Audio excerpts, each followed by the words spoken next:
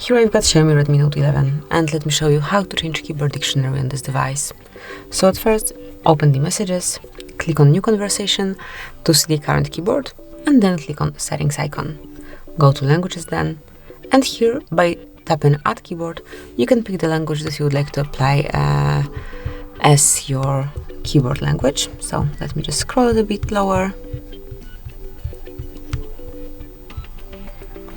And let me just, for example, Hebrew. Tap on Done, then you can remove unnecessary language. Then let's go back. And as you can see here, you've got your current keyboard. So this is it, that would be all. This is how you can smoothly and easily change keyboard dictionary. Thank you for watching. Please subscribe our channel and leave the thumbs up.